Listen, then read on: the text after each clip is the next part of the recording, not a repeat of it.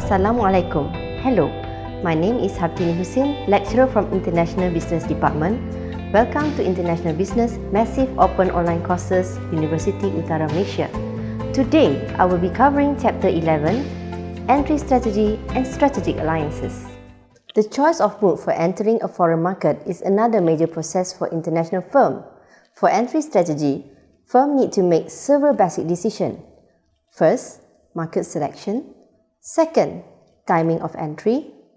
Third, scale of entry. And the last one, entry modes. For basic entry decision, the first step, market selections. Firm need to identify which foreign market that they want to enter. Usually, attractive or favorable market, number one, it must be politically stable and have a free market system, have a relatively low inflation rate, and finally have a low private sector debts. Once firm has identified attractive market, then it must consider the timing of entry. Timing of entry, there are two types, early entrant and also late entrant. For early entrant, usually firm will enter a foreign market before other foreign firms. Example, KFC first fast food chain that entered into Malaysia in year 1973, and KFC managed to gain the first mover advantage. The first mover advantage is the company can preempt the rival by having a strong brand name and customer loyalty.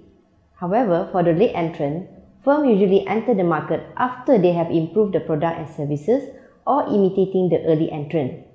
For example, Book.com have launched the online bookstore in 1992, but later Amazon.com launched its site in 1995 and became the American largest online retailer. So this shows that the Amazon.com have gained the second mover advantage. So Amazon has proven that it still can be the market leader, although the company have entered the market few years later after Book.com. Another issue that international business need to consider is the scale of entry. There are large scale and also small scale. Large scale involves significant resources and major strategic commitment.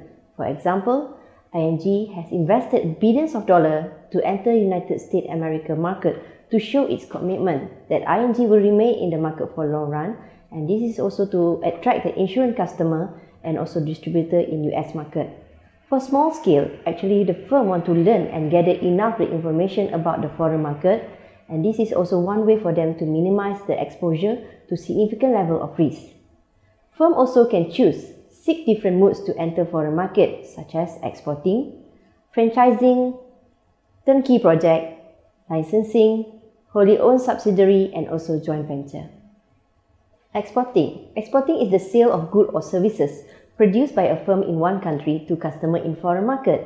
For example, in 1969, X600 was the first Honda Japan automobile to be exported to US market. Exporting is typically the easiest way to enter international market, and most of the manufacturing firms begin the global expansion through exporting because the process is much easier and less risk. But there are also disadvantages. The disadvantages of exporting include high transportation costs, trade barriers, tariff, and also problem with the local agents. Turnkey project. Turnkey project, the contractor usually will handle every detail of the project for a foreign client, including training of the operating personnel. Industry companies specialized in complex, expensive production technology normally will use turnkey as an entry strategy. And turnkey project is most common in chemical, pharmaceutical, petroleum refining, and metal refining industry. Example, Penang Bridge was constructed by Hyundai Engineering and Construction Company from Korea via turnkey project. So usually turnkey operation will allow firms to earn return from their know-how involved in assembling and running the technologically complex processes. But however, selling the firm process technology is also sort of like selling its competitive advantage to the potential competitors. For licensing, usually a licensor will grant the right to the intangible property to the licensee for a specific time or period, and in return, licensor will receive a loyalty fee from the licensee. I will show you an example. Disney licensed their popular characters such as Mickey Mouse and Frozen. Coca-Cola licensed its trademark to the DRS, a very famous apparel company. Usually for firms that owning this intangible property, or we call as licensor, will grant another firm, a licensee, the right to use it for a specific time. Intangible property includes such as patent, invention, formula, processes, design, copyright and trademarks. The advantage of using licensing, firms can quickly expand their business without much risk and also large capital investment. However, the risk with licensing is that the licensee might sell similar competitive product after the license agreement expires. Franchising. Franchising is a specialized form of licensing in which the franchisor not only sells the intangible property to the franchisee, but also they insist that the franchisee to agree to abide to the strict rules as how it does the business. Firm or the franchisor will supply another franchisee with the intangible property over an extended period of time. I will show you the example of franchise. Famous franchise business model are McDonald's, KFC, Subway, AirAsia, and Burger King. So because of these franchises are well-established and famous brand names, so the firm can quickly build a global presence. But however, the drawback of franchising, due to geographic distance between the franchisor and the franchisee, it can make it difficult for the franchisor to monitor the franchisees and also to detect whether there's any quality problems. Joint ventures. Joint venture is a firm that is jointly owned by two or more independent firms. Why firms joint venture? It will allow the firm to gain competitive advantage through access to the partner resources such as finance, market, distribution channel, technology, capital, and people. I will show you some examples of joint venture. Fuji Xerox joint venture to produce photocopier for the Japanese market. Sony and Ericsson Company, they joint venture to develop innovative mobile phones.